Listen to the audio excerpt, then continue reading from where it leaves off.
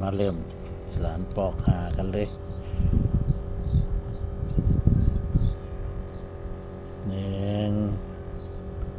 เสียบตอกเลยพี่น้องนี่มา2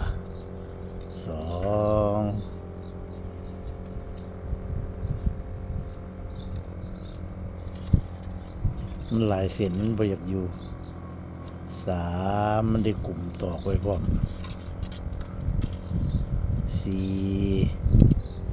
5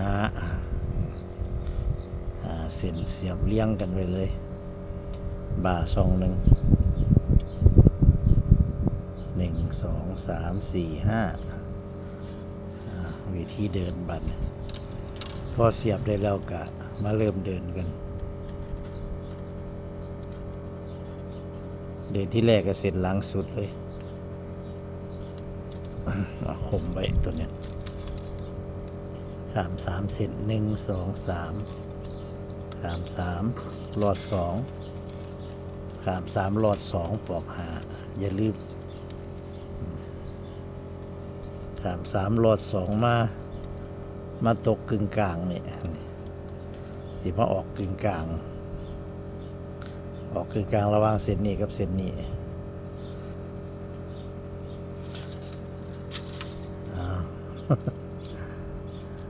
บัดนี้เดินอีกเที่ยวนึงเดินอีกรอบนึงนี่เส้นเนี่ยเส้นเท่าเดินมาเดินอีกรอบนึงกะนี่มานี้บัดนี้ข้าม3หลอด2อีก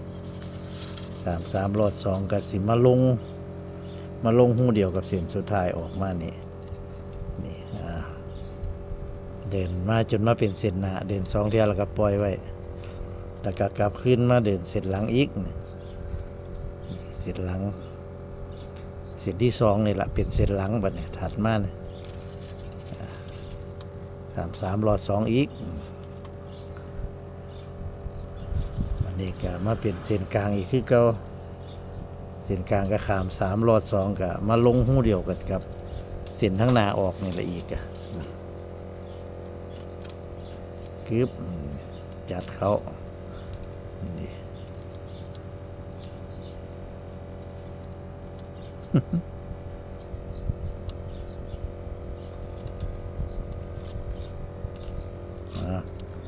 บัดนี้ก็มาเอาเส้นหลังอีกบัดมาเดินเส้นหลังอีกเป็นเส้นที่3บัดเนี่ยปั๊บมาเป็นเส้นที่3เส้นที่3กลายเป็นเส้นหลังหอยกับมาลงหูเดียวกันนี่คือเก้าคือลงมาหลังก็จัดลงจำ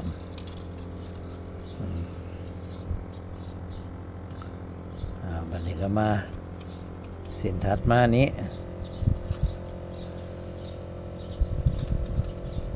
เบิ่งสดมันคือข้าม3หลอด2มาเปลี่ยนเส้นทางกลางอีกเดินไปอีกก้าวนึงกับพี่บัดนี้มาลงหูเดียวกันนี้อีกคือ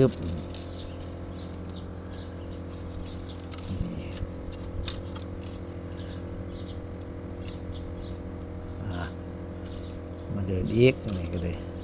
กลับขึ้นมาเดินเส้นหลังอีกข้าม3หลอด2ปึ๊บ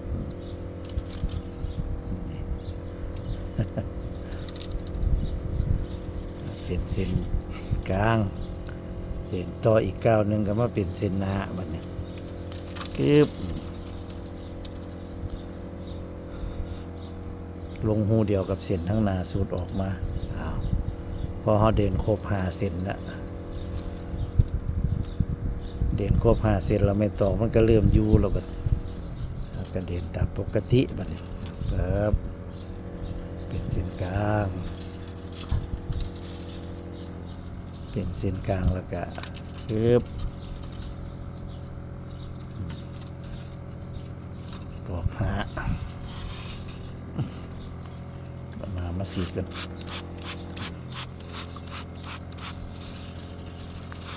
วิธีเริ่มต้นปอกหาสีน้ำใส่แห้งเร็วขนาดไม่ตอกนี่แช่น้ำจน เปียกจนชื้นบ่ได้พี่น้องแต่ว่ามันก็แห้งเร็วมันร้อนเนาะยามร้อนกลับขึ้นมาเดินเสร็จหลังอีก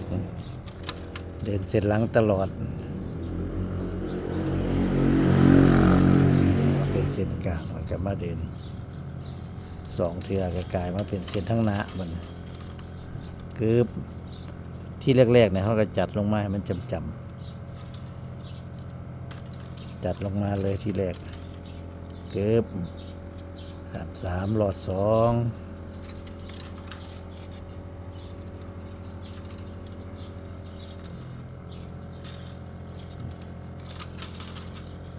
เกือบ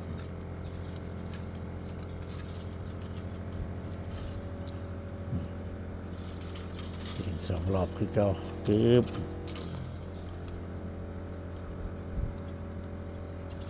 ไล่ปอกหา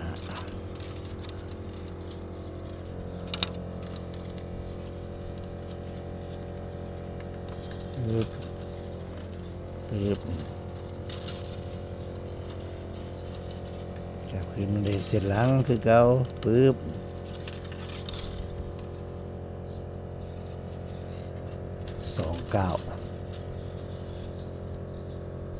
ตอกสั่งมันเขากะพยายามจัดไปน้ำเละๆ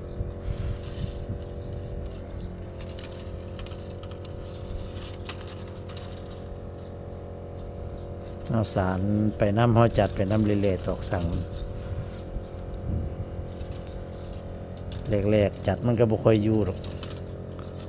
บ่อยู่กับยามันเขาก็จัดไปสีดน้ำใส่น้ำแต่มันถึงหน้ามันฝืดมันก็ใครอยู่ปึ๊บ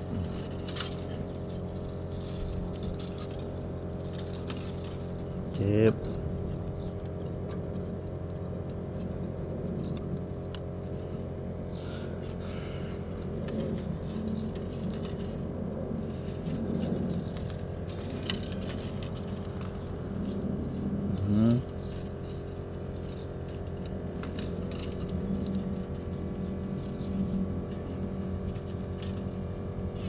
ที่เก่า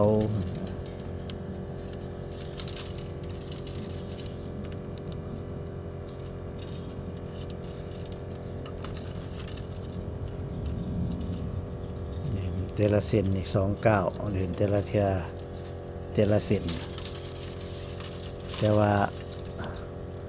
ให้เดินเส้นทั้งหลังสุดนี่หลังสุดนี่ครับเป็นเส้นกลาง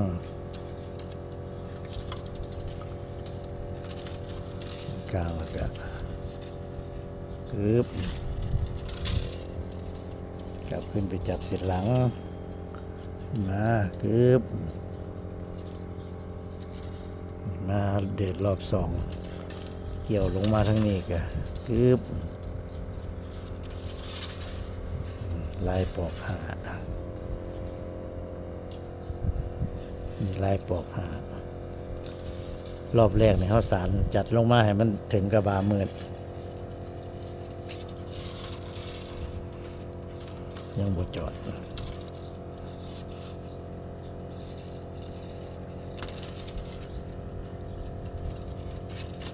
ตอกมันออกกลมเลยพี่น้องตอกสารปอกหา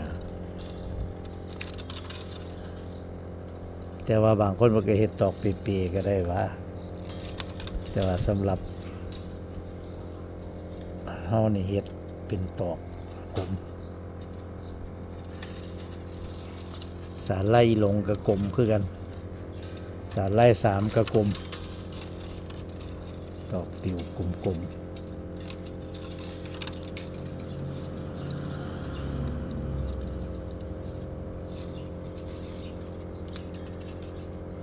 กันแล้วแต่ผู้มักสำหรับเส้นตอก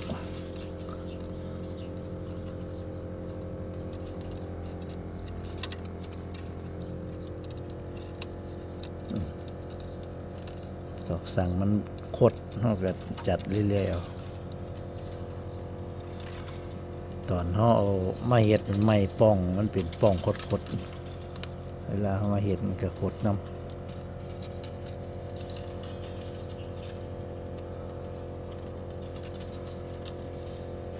หน่วยนี้เป็นหน่วยที่สองเลยพี่น้องเด้อได้ไม้มาลำหนึ่งมื้อนั้นออกไปเบิ่งหน้าไปเบิ่งหน้าเบิ่งให้ไม้ไผ่อยู่หน้ามันล่มผาดทาง มันล่มผาดทางกระเจ้าก็เลยตัดมาลำหนึ่งก็สารของก็คาดว่ากสินาสิได้ประมาณนี่ละ2-3 หน่วยน้อยๆนี่ละ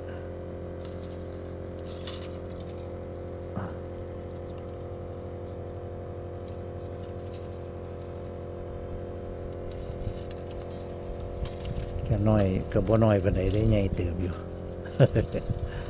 ของรุ่นนี้ใหญ่เติบเลยพี่น้องใหญ่เติบอยู่ดอกสังมันยาวเติบอยู่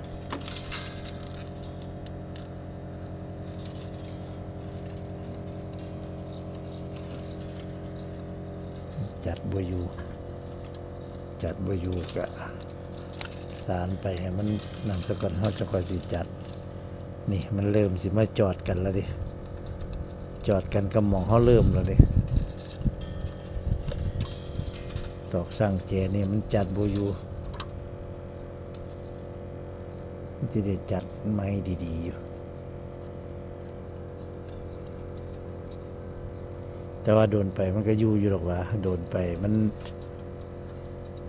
ถือน้ำถือนั่นละกะ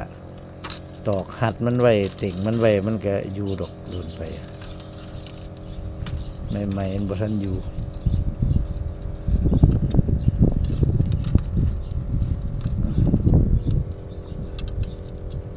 เดี๋ยวมันก็อยู่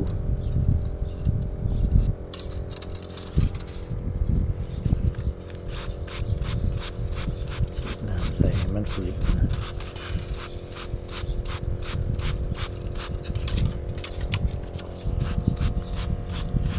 ตอกสารที่เขาเฮ็ดตอกกลมๆนี่เวลาเขาสารแล้วมันแข็งดีเลยเดียดให้ของเขาแข็งดีแน่นดีคันเขาเฮ็ดกลมๆแข็งๆเขาก็คิดว่าพอดีแหละแต่ว่าเวลามาสารมันทั้งคือว่ามันแข็งตื่นเอากะว่าเฮ็ดพอดีมาสารละกะแข็งกระยามันตกปอกหาไม่มีปัญหาสารปอกหา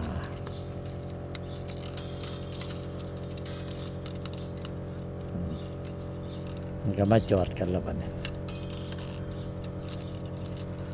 มาจอดกับหม่องเขาเริ่มพอมาจอดกับหม่องเขาเริ่มแล้วเขากะบัดนี้เขาก็สิเริ่มลอยขึ้นไปจักหน่อยบัดนี้เขาสิบ่จัดลงมาให้มัน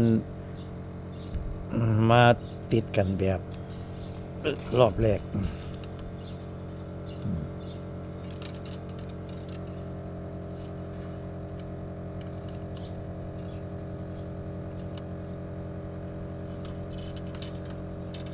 ปีนทองออกมาจังไงโอ้ยว่าเลยเส้นนี้มันจับผิดตัวนี้พี่เส้นมันนะนี่มันจะค่อยสิถือจับผิดเส้นปึ๊บนี่ก็ปึ๊บมันสิเริ่มให้มันเจิดขึ้นจักหน้อยมันลายปอกหา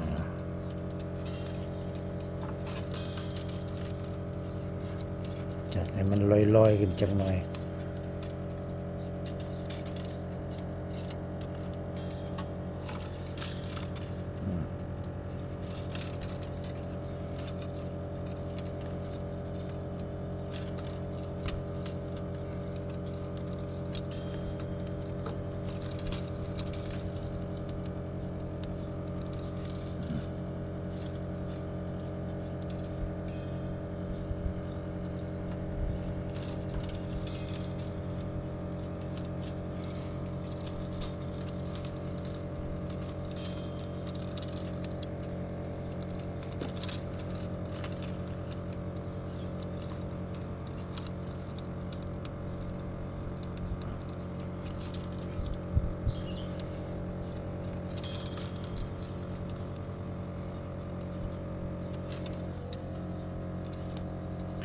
ก็ไปแบบนี้ตลอดพี่น้อง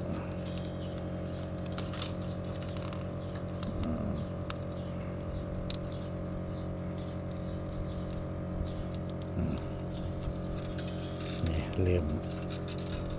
มสิให้มันขยับขึ้นละ